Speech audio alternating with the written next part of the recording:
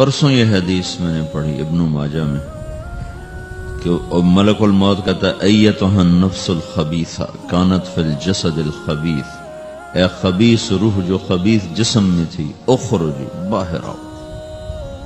اب وہ واپس تو ہو نہیں سکتا، اپنے آپ کو روک تو سکتا نہیں، تو وہ حیران پریشان خوف زدہ، تو اس کے جواب میں اس کو ملک الموت کہتا ابشری ابشری بحمیم وغساق وآخر من شکلہ ازواج، تیار ہو جا خوفناک عذاب کے لیے اور کھولتے پانیوں کے لیے، کانٹے دار جھاڑیوں کے لیے اور بے شمار عذاب کی شکلوں کے لیے۔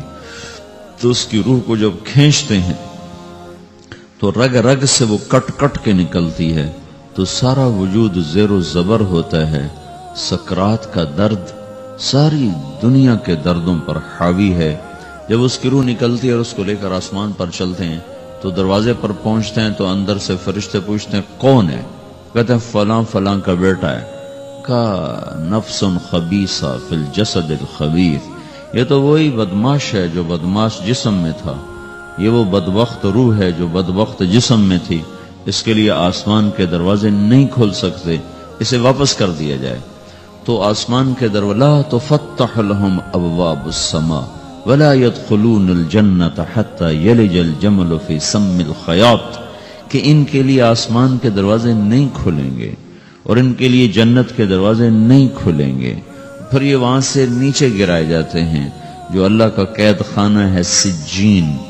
وما ادراک ما سجین کتاب مرقوم، وہ تمہیں خبر نہیں کہ وہ کیا خوفناک قید خانہ ہے جو اللہ تعالیٰ نے بنایا ہے، اسے وہاں دھکیل دیا جاتا ہے۔ پھر قیامت تک اس کے لیے انتظار کی گھڑیاں ہیں اور عذاب کی شدت ہے۔ اور جب کوئی نیک آدمی اللہ تعالیٰ کے دربار میں جانے کا اس کا وقت آتا ہے تو اللہ تبارک و تعالیٰ فرماتے ہیں ان الذین قالوا ربنا اللہ ثم استقاموا تتنزل علیہم الملائکۃ الا تخافوا ولا تحزنوا وابشروا بالجنة التي كنتم توعدون نحن اولیاؤکم فی الحیاة الدنیا وفی الآخرة ولکم فیہا ما تشتہی انفسکم ولکم فیہا ما تدعون نزل من غفور الرحیم۔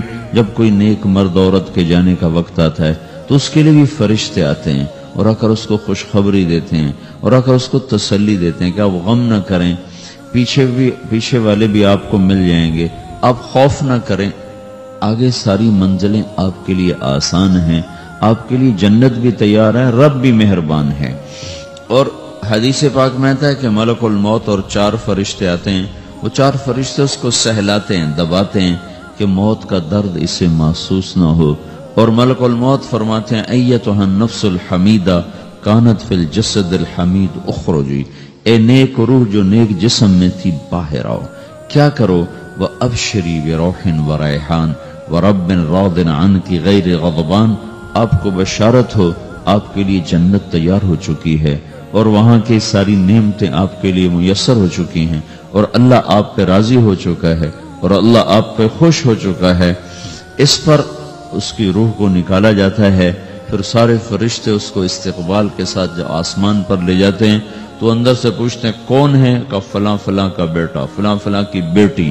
کہتے ہیں نفس حمیدہ فی جسد حمید، یہ تو نیک روح تھی جو نیک جسم میں تھی، مرحبا بہی، اس کو ہم سب استقبال کس کا کرتے ہیں، اور ایک دم آسمان کے دروازے کھلتے ہیں، پھر وہ پہلا دوسرا تیسرا چوتھا سارے آسمان پار کرتا ہوا اللہ پاک کے عرش کے نیچے کے جا کر، مرد ہے یا عورت، وہاں جا کر سجدے میں سر رکھتا ہے اور اللہ تعالیٰ فرماتے ہیں ہاں اس نے ہمیں خوش کیا، ہم اسے خوش کریں گے، اور اس کو عافیت کے ساتھ وہاں آسمان میں، پہلے آسمان سے لے کر اللہ کے عرش تک یہ سب ویٹنگ روم بنے ہوئے جہاں اللہ اپنے اپنے درجات کے مطابق جنت والوں کو ٹھہراتا ہے، اور وہ انتظار گاہ ہے اور وقت ختم ہو جاتا ہے، لہذا انتظار کی جو تکلیف ہے وہ بھی ختم ہو جاتی ہے۔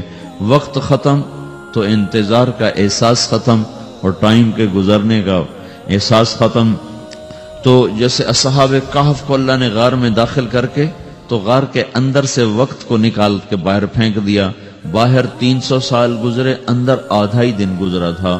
وہ جب اٹھے ہیں تو وہ 25 برس کا نوجوان 325 سال کا ہو کے نہیں اٹھا، وہ 25 سال کی عمر میں اٹھا ہے۔ نہ ناخن بڑا ہے، نہ مونچھیں بڑی ہیں، نہ ان کی داڑیاں لمبی ہوئی ہیں، چونکہ تو زندہ تھے، مر نہیں گئے تھے۔ تو زندہ کے تو بال بھی بڑھتے ہیں، ناخن بھی بڑھتے ہیں، لیکن وہ اس طرح اٹھے کہ 300 برس گزر گئے اور 25 برس کا نوجوان 25 سال کی عمر میں اٹھا ہے، 20 برس کا 20 برس کی عمر میں اٹھا ہے۔ اور وہ کہنے لگے کم لبثنا، بھئی کتنا ٹھہرے ہیں؟ یومن او بعض یومن، لگتا ہے کوئی دن آدھا دن ٹھہرے ہیں۔ وہ صحیح کہہ رہے تھے۔ باہر اللہ تعالیٰ نے وقت کی گھڑی کو چلائے رکھا اور اندر غار میں اس کو سوئچ آف کر دیا، نکال دیا کہ یہاں وقت کو داخل نہیں ہونے دیا۔ تو وقت کے گزرنے سے جو بھی اثرات مرتب ہوتے ہیں وہ ان پر مرتب نہیں ہوئے، تو وہ 20 آدھے دن کے بعد اٹھے ہیں، باہر 300 سال، اندر آدھا دن۔ یہی کچھ اللہ تبارک و تعالیٰ برزخ میں کر دیتا ہے، وقت کو ختم کر دیتا ہے، گزرنے کا احساس نہیں ہوتا ہے۔ تو اس طرح میرے عزیزو، یہ دو موتیں ہر انسان دیکھتا ہے، یا وہ جنت کے فرشتوں کا استقبال دیکھتا ہے یا جہنم کے فرشتوں کی مار اور پٹائی کو سہتا ہے۔ رابعہ بصری رحمت اللہ علیہ کا انتقال ہونے لگا تو انہوں نے رات کو فوت ہوئی، تو انہوں نے اپنی خادمہ کو بلا کے فرمایا کہ کسی کو بتانا نہیں، جب میں مر جاؤں تو پڑوس میں 2-4 کو بلا کر نا میرا جنازہ پڑھوا دینا، اور جس کرتے میں تہجد پڑھتی تھی وہی میرا کفن بنا دینا، اور صبح بے شک لوگوں کو بتا دینا، میرے مرنے کے بعد میری میت کو رکھنا نہیں، فوراً دبا دینا۔ تو جب ان کا انتقال ہوا تو انہوں نے پڑوس کے 2-4-10-20 آدمی بلائے اور ان کو تدفین تجہیز سب کچھ ہو گئی۔ صبح شور مچا کہ وہ رابعہ بصری کا انتقال ہو گیا۔ تو اگلے دن وہ خواب میں اس خادمہ کو ملی اور کہا بیٹی تیری بڑی مہربانی، تو نے میری وصیت کے مطابق عمل کیا۔ اس نے دیکھا کہ انہوں نے ایک خوبصورت سبز لباس پہنا ہوا ہے، تو وہ فرمانے لگی، انہوں نے سوال کیا کہ آپ کے ساتھ قبر میں کیا ہوا؟ تو وہ کہنے لگی کہ میرے پاس منکر نکیر آئے تھے اور مجھ سے کہنے لگے من رب کی، تیرا رب کون ہے؟ تو میں نے کہا سبحان اللہ، 40 برس جس کو میں نہ بھلا سکی اس کو 4 ہاتھ زمین میں آ کے میں بھول جاؤں گی۔ ان کا 42 برس کی عمر میں انتقال ہوا تھا۔ تو وہ کہنے لگے سبحان اللہ، جس کو میں 40 برس نہ بھولا سکی میں اسے 4 ہاتھ زمین کے اندر آ کے بھول جاؤں گی۔ تو منکر نکیر کہنے لگے اس کا کیا حساب لینا؟ پھر انہوں نے پوچھا کہ وہ آپ کا وہ کرتا کہاں گیا تہجد والا جس میں آپ کو کفن دیا تھا؟ کہا وہ اللہ نے مجھ سے لے لیا ہے اور میرے اعمال کے خزانے میں رکھ دیا ہے، قیامت کے دن میرا وہ کرتا بھی میرے ترازو میں تولا جائے گا، اور مجھے یہ لباس پہنایا ہے جو جنت کا لباس ہے۔ یہ بھی ایک موت ہے، اس طرح بھی لوگ مرتے ہیں۔ اور دوسری بھی ایک موت ہے، ہمارے علاقے کی بتا رہا ہوں، اپنے علاقے کی۔ ایک زمیندار مر گیا، اس کی قبر کھودی، ساری بچھوؤں سے بھری ہوئی، ایسے جیسے چیونٹیاں پھر رہی ہوتی، تو انہیں وہ بند کر کے دوسری کھودی، ساری بچھوؤں سے بھری ہوئی، پھر وہ بند کر کے تیسری کھودی، ساری بچھوؤں سے بھری ہوئی۔ قبرستان میں اتنے بچھو کہاں سے آ گئے؟ یہ زمین کے بچھو نہیں ہے، یہ آخرت کی بلائیں ہیں جس کے ساتھ اب اسے قیامت تک رہنا ہے اور گزارا کرنا ہے۔ تو یہ 2 طرح کی موتیں روزانہ لوگ مرتے ہیں، روزانہ لوگ مرتے ہیں۔ جب نماز کا وقت ہوتا ہے ملک الموت ساری دنیا کا چکر لگاتا ہے اور دیکھتا ہے کون پڑھ رہا ہے کون نہیں پڑھ رہا، کون پڑھ رہا ہے کون نہیں پڑھ رہا۔ جو نماز کی پابندی کرتا ہے اس کی موت آسانی سے ہوتی، جو نماز میں غفلت کرتا ہے اس کے ساتھ موت کے وقت شدت اور سختی اختیار کی جاتی۔ تو بھائیو، یہ ایک جسم ہے، ایک روح ہے۔ روح باقی رہنے والی چیز ہے، جسم مٹ جاتا ہے، پھر اللہ سے قیامت کے دن نیا جسم عطا فرمائے گا، ایک نیا جسم دیا جائے گا۔ روح وہی ہے جو اللہ کے خزانوں میں جمع ہو جاتی ہے۔ نافرمان کی سیاہ کالی روح ہوتی ہے، فرما بردار کی روشن چمکدار روح ہوتی ہے۔ تو اللہ نے کچھ تقاضے جسم کے رکھے ہیں اور کچھ روح کے رکھے ہیں۔ جسم کے تقاضے پورے نہ کرو تو یہ پریشان ہو جاتا ہے، روح کے تقاضے پورے نہ کرو تو یہ پریشان ہو جاتی۔ روح کی پریشانی جسم سے زیادہ ہے، چونکہ روح کی طاقت جسم سے زیادہ ہے۔ جسم مٹی سے بنا ہے، اس کی غذا بھی مٹی سے نکلتی ہے۔ روح آسمان سے ہے، اس کی غذا بھی آسمان سے ہے۔ روح کا تعلق جب تک اللہ سے نہیں جڑتا، اس بھوک اور پیاس لگتی رہتی ہے. جسم کو جب تک روٹی اور پانی نہ ملے یہ تڑپتا اور پریشان رہتا ہے. جیسے اللہ تعالیٰ نے ہمارے جسم میں روٹی اور پانی کی طلب کو بے ساختہ رکھ دیا ہے. میں بیان کے دوران بھی پانی پی رہا ہوں، آپ دیکھ رہے ہیں کہ مجھے میرا حلق سوکھ جاتا ہے، مجھے طلب محسوس ہوتی ہے پانی، حلق سوکھتا ہے پانی کی طرف بھاگتے ہیں، بھوک لگتی ہم روٹی کی طرف بھاگتے ہیں. یہ ایک ایسا اندر میں آٹومیٹک سسٹم ہے کہ ہم اس کو آف نہیں کر سکتے. یہ سوتے سوتے بھی بھوک کی وجہ سے آنکھ کھل جاتی، سوتے سوتے پیاس کی وجہ سے آنکھ کھل جاتی ہے. یہ ایسا خود اللہ تعالیٰ نے ساختہ نظام بنایا ہے کہ آپ اپنے جسم میں روٹی اور پانی کی طلب کو نہیں نکال سکتے. میرے عزیزو، ٹھیک اسی طرح اللہ نے انسانی روح میں اپنی طلب رکھ دی ہے اور اپنے رسول کی طلب رکھ دی ہے. یہ دو طلب ایسی ہیں کہ یہ آپ کے جسم روح سے نکل نہیں سکتی. جیسے بھوکا روٹی نہ کھا لے، پیاسا پانی نہ پی لے، اسے چین نہیں آ سکتا. وہ روح جو اللہ اور اس کے رسول سے نہ آشنا ہے، جب تک وہ وہاں تک پہنچ نہیں جاتی اسے چین نہیں آ سکتا، اس کا اندر پریشان رہے گا. 1997 میں جب جنید جمشید سے میری پہلی ملاقات ہوئی تو اس نے مجھ سے یہ سوال کیا کہ مولوی صاحب، ایک پاکستانی نوجوان جس گلیمر کو خوابوں میں دیکھتا ہے، وہ گلیمر تو مجھے زندگی میں ویسے ہی حاصل ہے. میرے چاروں طرف زندگی کا رقص ہے اور میری زندگی کی ہر خواہش، ہر تمنا پوری ہے. اس کے باوجود میرے اندر اندھیرا ہے، میرے اندر خلا ہے.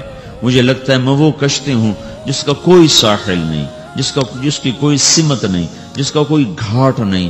یہ کیوں ہے؟ میرے ساتھ تو ایسا نہیں ہونا چاہیے. ایک عام لڑکا تو کہتا ہے ہائے کاش یہ ہوتا، اس کو وہ نہیں ہو رہا تو پھر وہ پریشان ہے، ہائے یہ ہوتا، ہائے وہ ہوتا. تو میں تو ہائے نہیں کرتا ہوں، میری تو ہر لذت اور خواہش میرے سامنے تشتری میں سجا کے پیش کی جا رہی. میں کیوں ایسا کر رہا ہوں؟ میں ہائے ہائے کیوں کر رہا ہوں؟ میرا اندر ویران کیوں ہے؟ میرے اندر میں خلا کیوں ہے؟ یہ وہی خلا ہے کہ وہ روح کی پیاس کو شراب میں بجھانا چاہتا ہے، وہ روح کی پیاس کو لڑکی میں بجھانا چاہتا ہے، وہ روح کی پیاس کو موسیقی سے بجھانا چاہتا ہے، وہ روح کی پیاس کو دنیا کی رعنائیوں میں 5 سٹار ہوٹلوں سے بجھانا چاہتا ہے. روح کیا جانے روٹی کیا ہے، شراب کیا ہے، پانی کیا ہے، عورت کیا ہے، موسیقی کیا ہے، گھنگرو کیا ہے، پائل کیا ہے، چھنکار کیا ہے. روح کو ان چیزوں کی کیا خبر؟ امریکہ میں ہماری ایک جماعت تھی تو 4 لڑکے 2 لڑکیاں، 4 لڑکیاں 2 لڑکے مسلمان ہیں. تو ایک لڑکے کا نام رکھا تھا ابراہیم، اور اس کو جب پڑھایا نا کلمہ، انہوں نے کہا ہائے، انہوں نے کہا ہائے، اور دونوں ہاتھ یہاں رکھے سینے پر، دل پر، کہا ہائے. تو ہمارے ساتھی ہیں ڈاکٹر اختر، وہ کہنے لگا کیا ہوا کیا ہوا؟ کہنے لگا جب سے ہوش سنبھالا یہ جگہ خالی تھی، یہ تیرے کلمہ پڑھانے پر بھر گئی ہے کہ میری خوشی سے ہائے نکل گئی. یہ جگہ خالی رہے گی، یہاں شراب نہیں پہنچ سکتی، یہاں نغمہ اور موسیقی نہیں پہنچ سکتی، یہاں تالے لگے ہوئے ہیں، یہاں تک کوئی آواز نہیں جا سکتی. دل کے تاروں پر ایک ہی نغمہ چڑھ سکتا ہے اور وہ اللہ کی یاد کا ہے اور اللہ کی محبت کا ہے اور اللہ کے رسول کی محبت کا ہے. باقی